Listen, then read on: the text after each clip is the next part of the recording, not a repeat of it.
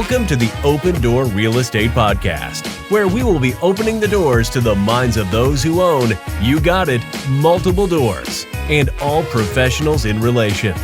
Today's podcast is brought to you by Barnett Capital, working with equity partners to create wealth through multifamily real estate. Let us do the work while you enjoy the returns. Today's host is the one and only Matt Barnett. Get ready to open your mind, because we are about to do so to those who own multiple doors.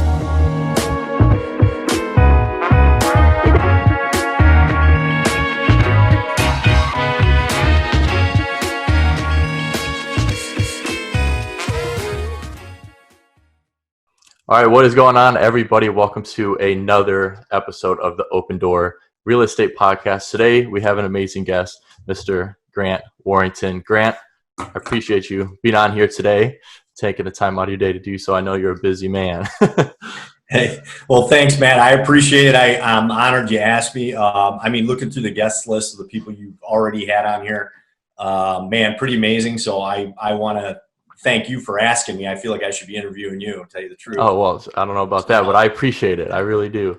For those who don't know who Grant is, Grant started with 3 rentals back in 2003. He was in and out of the real estate game, very fast due to maybe, the lack of experience, personal issues, and not knowing how to deal with tenants at the time. So fast forward to 2014, Grant met his wife and they bought their first single family home together in December of the same year. And then they built their portfolio to 11 units in 2 years with very little money, using a combination of the BRRRR method, which I recommend, and blanket loans, which I also recommend. Very great strategies, by the way. In January 2018, Grant quit a 23-career job in construction to become the director of operations for a property management company in Southeast Michigan, where he then managed over 800 units, which is amazing. So there's no lack of experience there.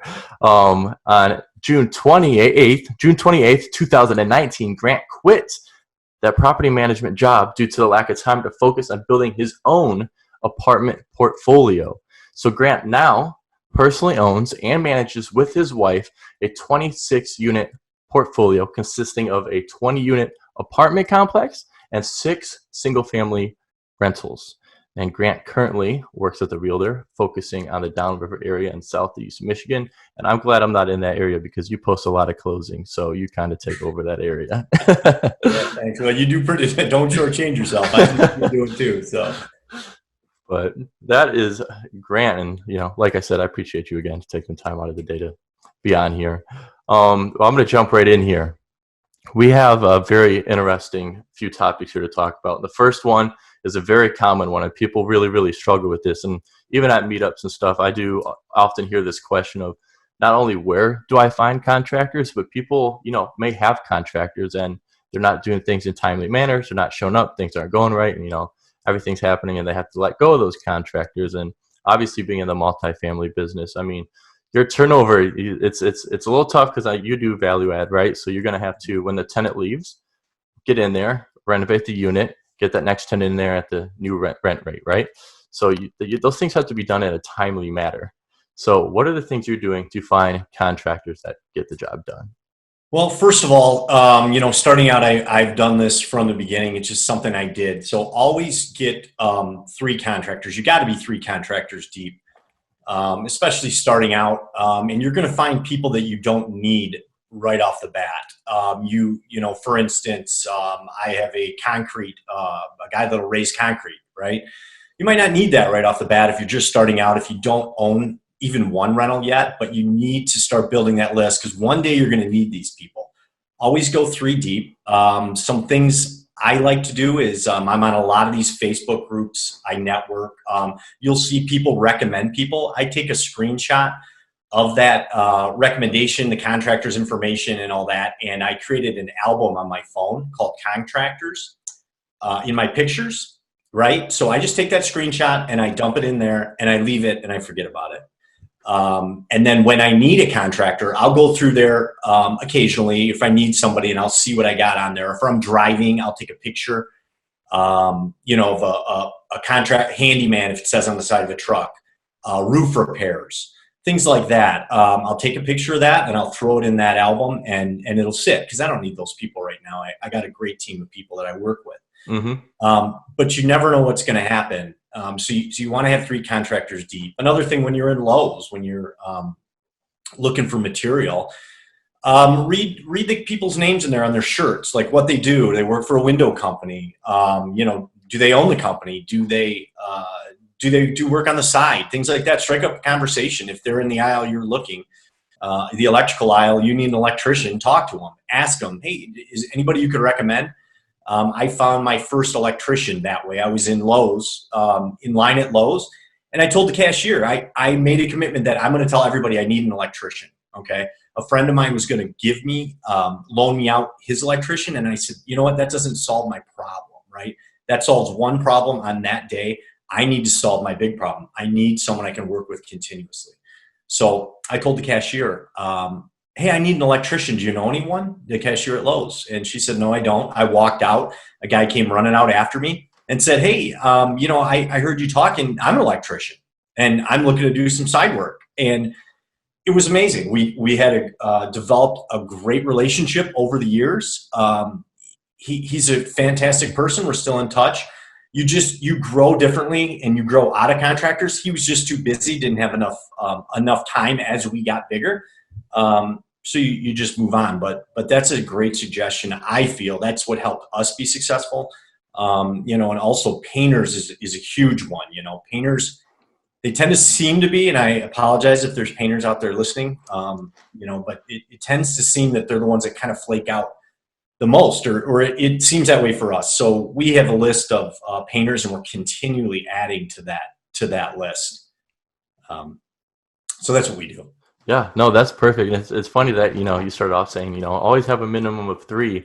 But I mean, it really sounds like you've made a lot of connections over the years to even get to those 3. I mean, it sounds like it almost comes down to, and this is anything in business, the 10% ratio kind of deal. I mean, how many hundred of contractors did you actually talk to get to those 3 people, right? Like, yeah. So, I mean, it comes down to actually going out there and taking advantage of those trucks that pass by that is a window repair company or painters and all this stuff, door company, like actually take pictures of those things, call those guys and build those connections. And it's going to go a lot farther. And it's just one of those things, like if you never see a red car, you get a red car and now that's all you see. Yeah. So if you start looking for contractors, before you know it, you're going to be at a red light and you're like, wait, there's one there, there's one there, there's one there. Like, yeah. And that is the way it goes. And you need to build that list before you need them. And that's how it happens. You're going to find them before you need them. But when you need them, you're going to have them. Yeah, absolutely. And that's perfect. So obviously with your 20 unit, you're renovating it. What does your cost per unit look like for your turnover kind of? So I'm glad you asked that question, because in the beginning, starting out, when we made the decision to go into multifamily, we heard a lot of different numbers, and they just didn't make sense to us. So getting into this, I like to share numbers, and I have more of a unit cost breakdown. WarringtonCapital.com. You go into media blog, and there's a property management speech I did, and that breaks it down. But we're looking at around $6,500 a unit.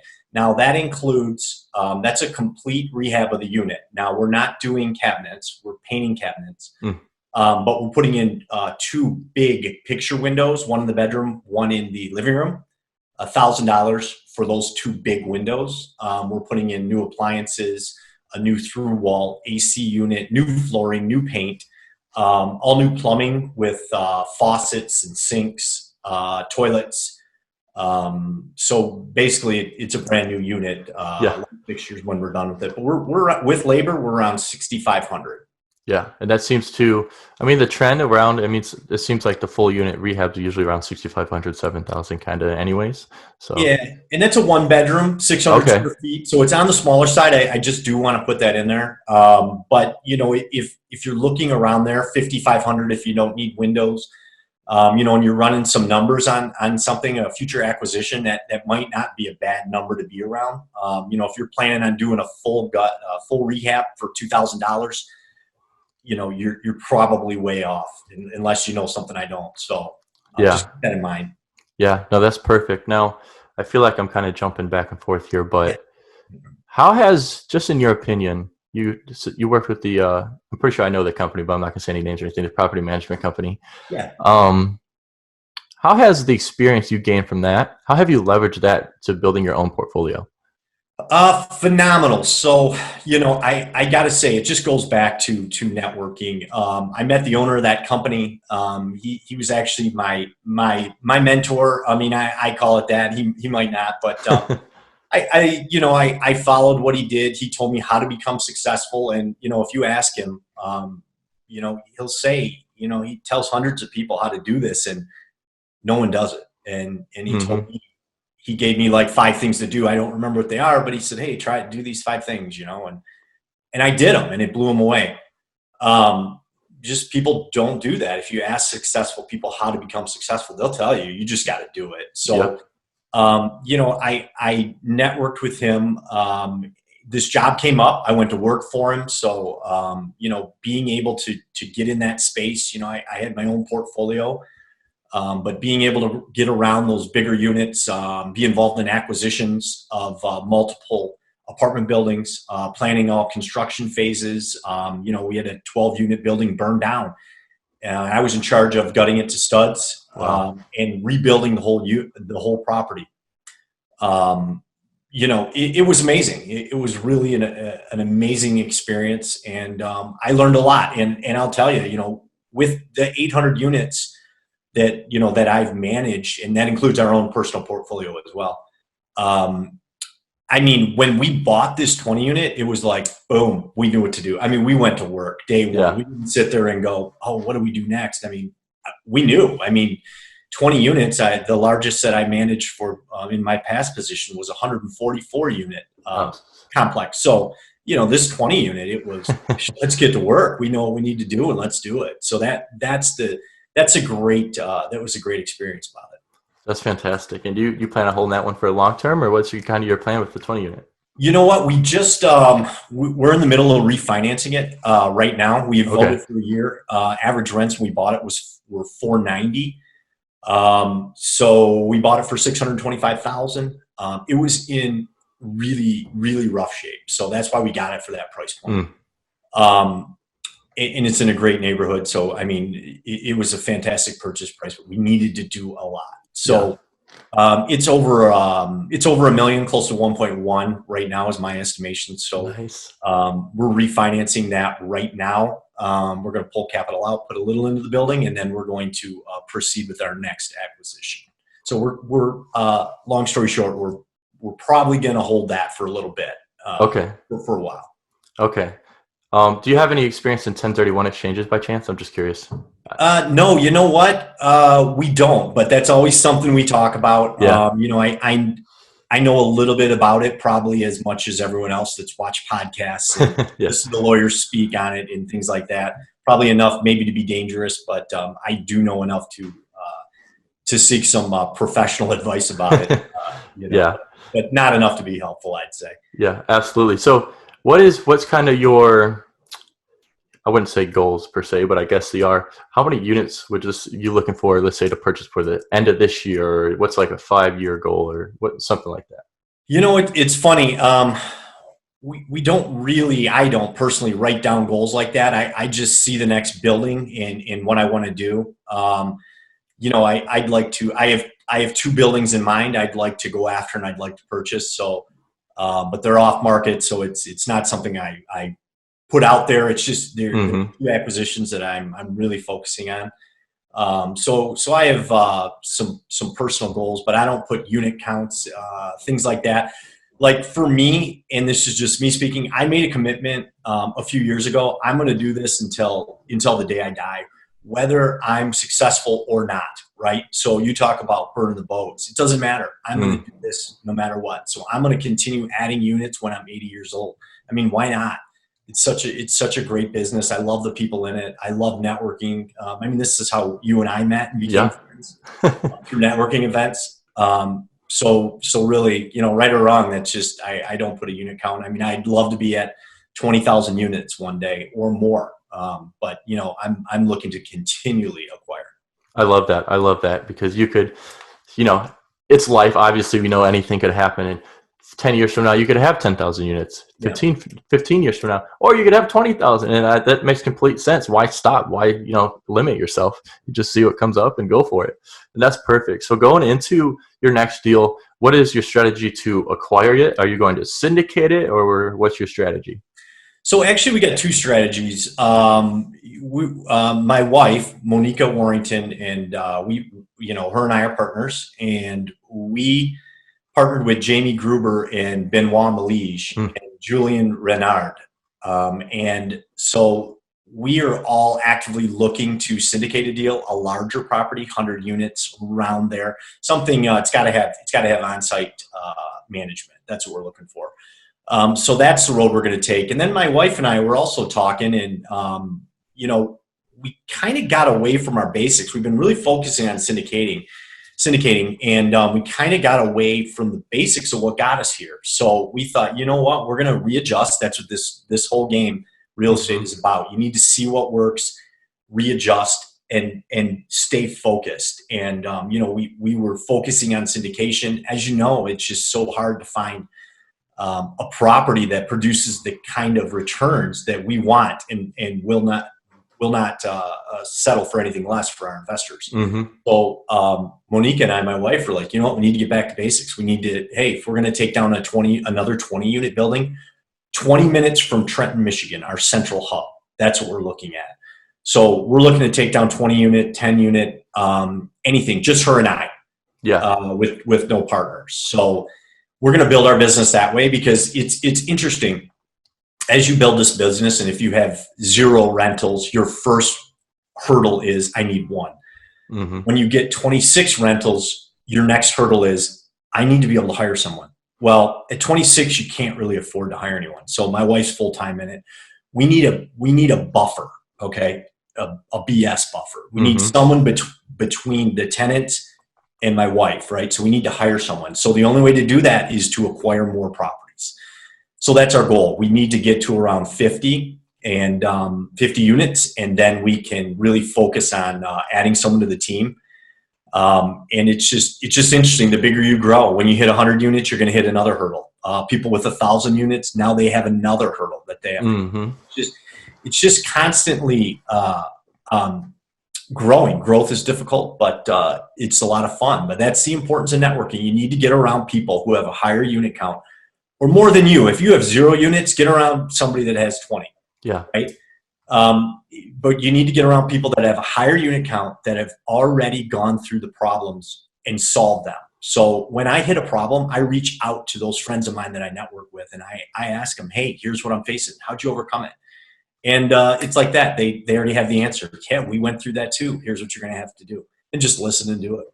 Yeah, that's perfect. And you actually knocked out a few questions in there that I already had planned to ask. And actually, one of them was going to be the management side of things. When you do acquire 100 units or more and everything, obviously you have your portfolio, and obviously you're going to add on to your personal portfolio out of syndications or any like those kind of deals and stuff. But with your property management experience, and obviously your wife has the experience now, is there ever a plan to start your own property management company? Well, we do manage our own portfolio. Yeah. So Property Professionals is our property management company. Okay. So, we've had that company for 5 years now. So we do own a property management company. We do not manage for anyone else, only for ourselves. We're not looking to manage for anyone else. We're just keeping it in-house. We're going to manage, Property Professionals will manage all of our personal portfolio as of now. And, we're looking to hire for syndication. We'd be looking to hire third-party management. If things went nuclear, we could, put our own management in place on a syndication if we ever had to go that route. But that's absolutely. So absolute worst case, you had the experience either way. So it comes down to it. So property management side of things, we're going to stay on this for a second. Explain to us this property management hack per se. And for those listening, I guess give them all the way to the beginning of what a no lockouts is. Yeah, that's a great one. I'm glad you brought that one up. So, and a lot of this stuff, some of the stuff the contractors things, that's my thing. But this other stuff, you learn through networking. I learned this from my previous boss. So picked it up. We loved it, and we brought it to our unit. So What it is, it's we use a quick-set master key deadbolt system. So it's, for those listening, it's item number 612770 at Lowe's. 612770. They're around $40.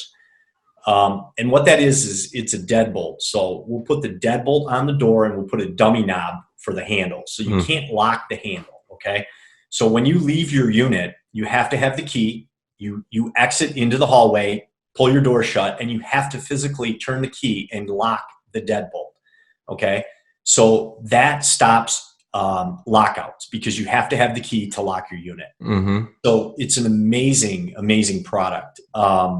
We love it. And we've, zero lockouts. The other nice thing on it, if you look that up, you can just Google it. And it also has a master key on it as well. So we have one master key.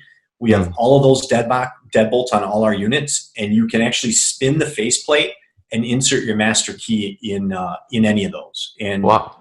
They're also, the other great thing, they're quick set. So you can rekey them. So we'll take a tenant key and we'll rekey it to what we call a vacant key. So all our vacants, if we have 2 vacants or whatever it might be, we rekey it to the same key. We call it a vacant key, and we give our contractor the vacant key. So now the contractor can get into the vacants, only the vacants though. He does not have a master key. He cannot get into all the other units like we can. And then once we put that back into service, we will rekey it to a tenant key. Contractor can no longer get in. Okay. So it's a fantastic product. I know. Bear with me. I hope I explained it. I explained it well, but it's fantastic. You don't want when your product's done, you don't want your contractors going back in for anything. So, yeah. No, of course. So let me ask you this then: when the tenants leave, are you able to change the key somehow, or do you have to swap out the whole thing, or? No, that's the great thing about it. It's a quick set master key. So what we do is we just change it to a vacant key immediately when the tenant leaves. It's got the little tool, press it in. I'm not sure if you're familiar with the quick sets. Comes with a little tool. You put the original key in, you put the tool in, it pops the lock, pull the key out, put your new key in, which would be our vacant key, turn it, and it's done. That's it. That's interesting. So we do it. It takes a total of 5 seconds to do it. Now it's rekeyed to vacant. Contractor can get in. We have a lockbox, a master lockbox on the exterior of the building.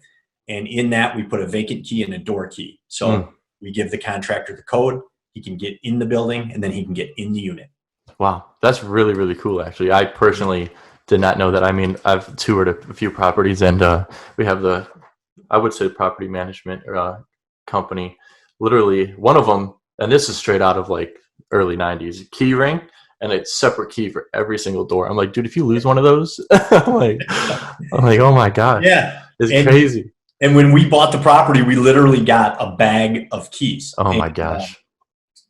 Excuse me. There was probably 40 keys just over the years. The tenants had changed their own locks. The old owner didn't have keys to some of the units.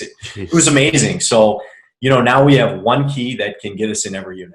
Yeah. So it's a great, like I said, it's $40 for the deadbolt, and you have to buy the dummy knob too. So yeah, it's a little pricey, but it's just phenomenal when you put it in place. Yeah. I mean, it seems completely worth the money anyways.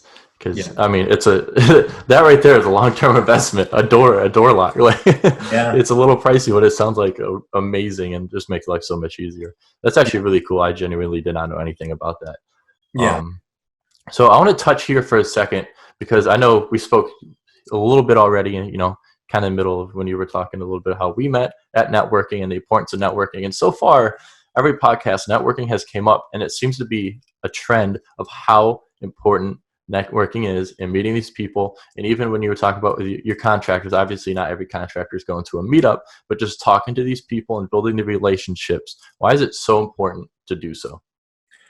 Well, I could go on forever about this. I'll just start from our beginning. We started going to events. People started noticing us, and whether you know it or not, there's people at those events that will lend you money. People started seeing what we're doing, talking to us. They saw we were successful. They saw we did what we said. And we had some people approach us and say, hey, we'd be willing to lend you some money to buy your next house.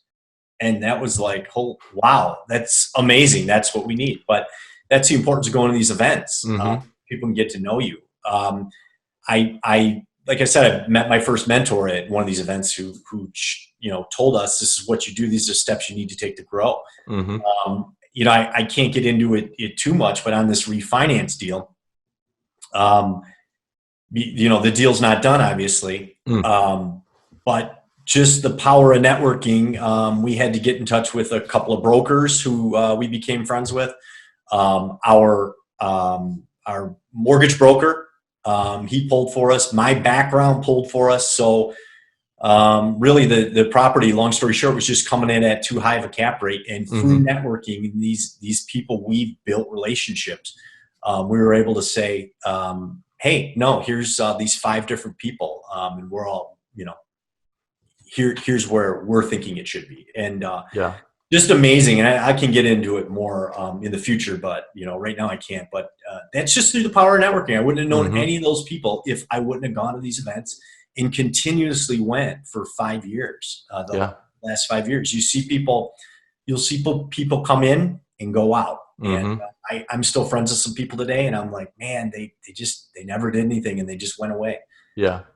Keep in mind, 95 to 98% of the people aren't gonna buy anything. So if you do buy something, man, you're ahead of everybody. Yeah, that's true. I mean, it seems like there's a lot of noise, but you got to look at what's really happening. But that's so true. I always say your network equals your net worth, and not literally. But the more people you talk to, the faster your business is going to grow. The more people around you can leverage to literally increase your net worth. I mean, it's crazy. It's just real quick on that too.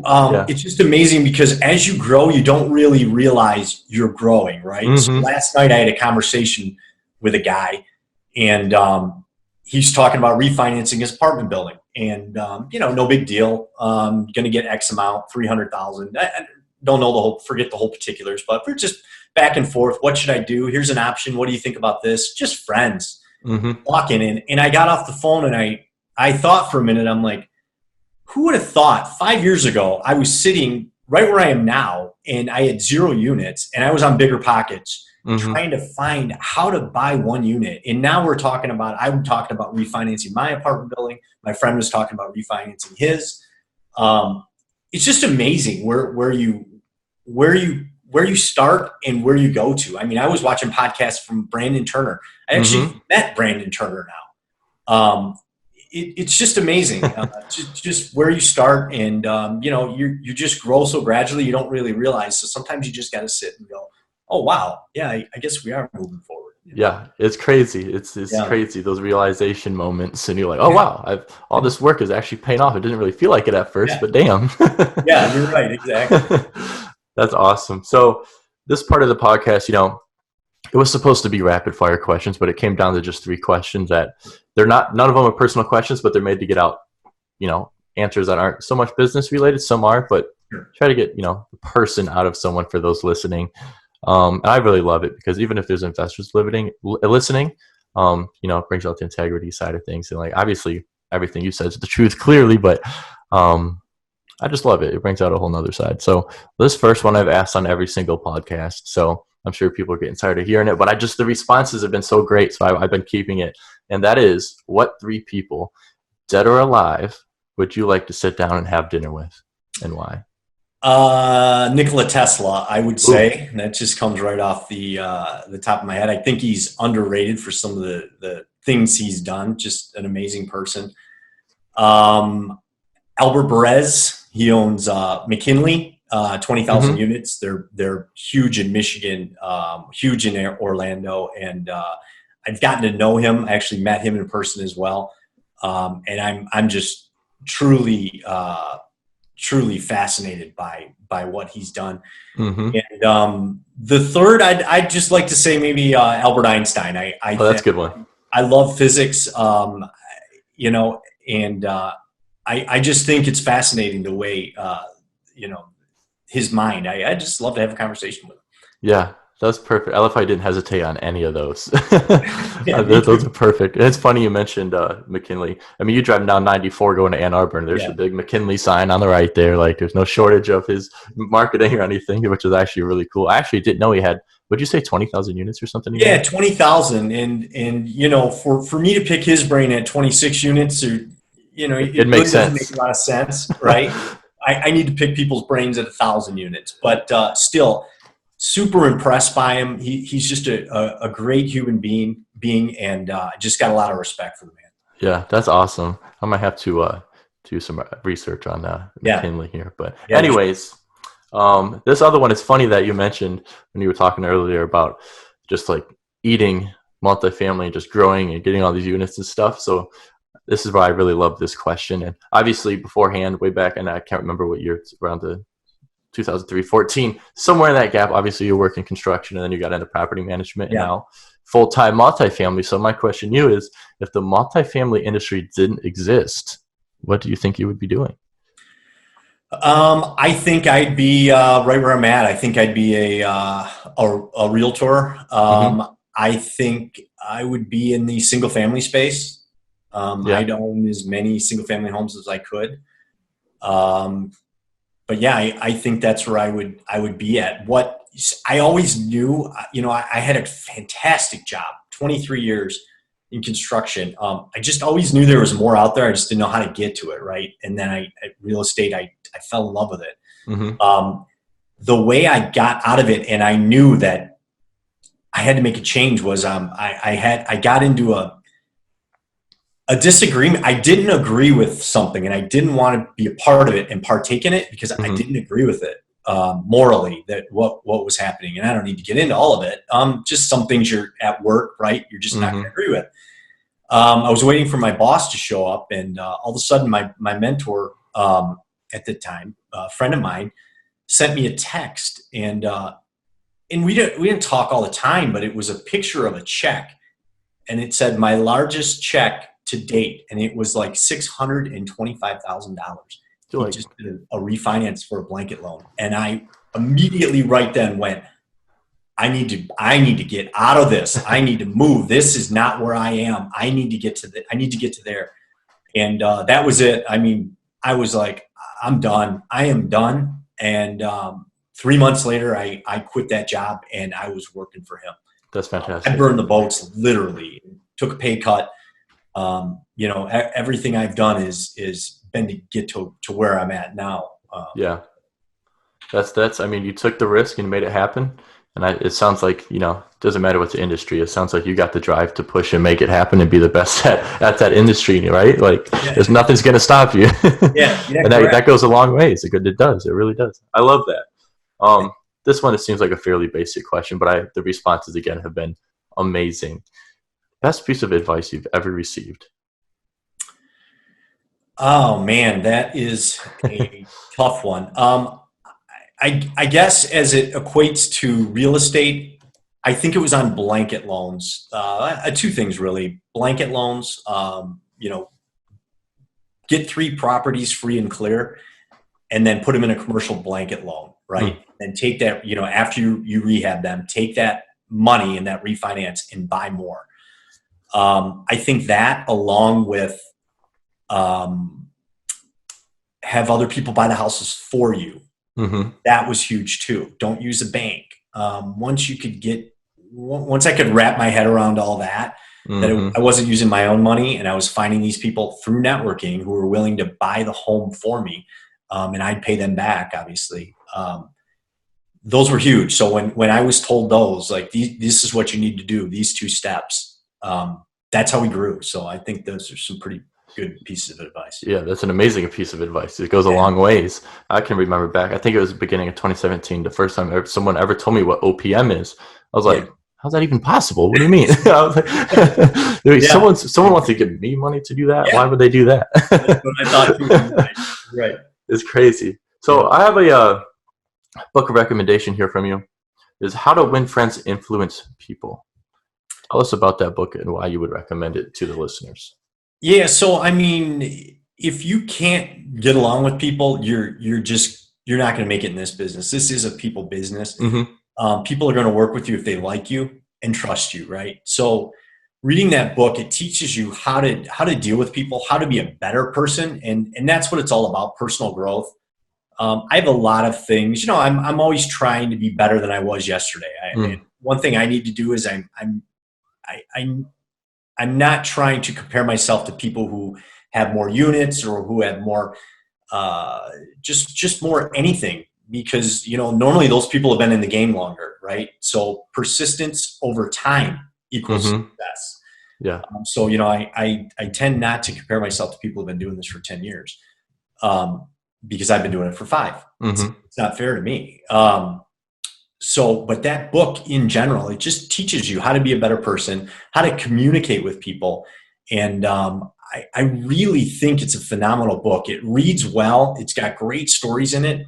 And I think people really enjoy that. And it's really invaluable. And it'll teach you, just how to network with people as well. Wow. You pretty much just sold me on the book. Yeah. Right. No, it sounds amazing though. It really does. Is it just kind of based on what it talks about? Does it touch on weaknesses at all in there by chance? Yeah, it will teach you how to overcome things, how to evaluate yourself. I've read the book about 6 times now, I believe. Oh, wow. Over in my life. I took the classes, my construction job. They paid for me to take the I think it was a 12-week course. It's just a phenomenal tool to teach you how to speak in public. It just really is. It teaches you a lot, and I really think people find a lot of value. It's just not learning all about real estate. It's learning about life and growing. You need to grow. Yeah. In anything you do. Yeah, I couldn't agree more with that. Couldn't agree more. You could. I'm not even going to get into it because I could talk for like hours on that topic. So, shameless plug. Tell us, those listening, those watching, investors, anyone, where they can find you, contact you, work with you, etc. So you can get in touch with us at WarringtonCapital.com. So you can go to contact us and fill the information out, and you can send me an email there. As far as a shameless plug, I'm a realtor in Southeast Michigan, right? Dealing with downriver, Southeast Michigan area. I've sold a lot of houses for investors, out-of-state investors too. So, if anyone needs something in Michigan, anywhere really, I could help you out with that, turn you on to the right person, or I could help you myself. So, but yeah, go to WarringtonCapital.com. We got some info in there, a little more about us, and That's perfect. And just touching on the real estate market where you're at, there's a ton of new constructions in Brownstown, I feel like. Yeah, that has to the tax base is a little lower in Brownstown, so and more room. There's more area, but Brownstown sees a lot of new construction. Yeah, that's interesting. It is, and Riverview, I didn't realize how popular. Like Riverview, it's so small but so popular. It's kind of weird. Yeah. Riverview is it's a great place to be. Riverview, Trenton. There's not a lot of I live in Trenton. There's not a lot of availability. So if you want in those areas, you're limited. And then Groseal as well. Same thing. Groseal's a great place to live as well. I didn't know that was qualified as downriver, but I guess it would be, considering it's in the middle of the river. Yeah, why not? Yep, exactly. Yep. The lake, where the lake starts at, Lake Erie, that's where downriver ends, just about after Gibraltar. Probably. Okay, so this is why you need to contact Grant for anything in that area, because people not in that area don't know anything about that area. That's awesome. And for those listening and those who may be watching on YouTube by chance, every link that Grant had just mentioned, I'm going to make sure is in the descriptions and on every, listening, I don't know what to call it. Anything description wise, all his links, everything will be in there. So, if you want to check them out, please do. So Grant, I appreciate it. That was perfect. I appreciate you taking the time out of your day to be on here and answer the questions and everything. Thanks for having me, Matt. I really enjoyed it, man. I always enjoy, seeing you at events, networking, talking real estate. So this is just another enjoyable time for me, and I appreciate you asking me to be on. I couldn't appreciate it more. Thank you so much. Thanks. Thank you for listening to today's episode of the Open Door Real Estate Podcast. Brought to you by Barnett Capital, where every Monday we will be opening the doors to the minds of those who own multiple doors. You can find all past and future podcasts at BarnettCapitalCo.com/podcast or Facebook.com/BarnettCapitalCo. Thanks for listening.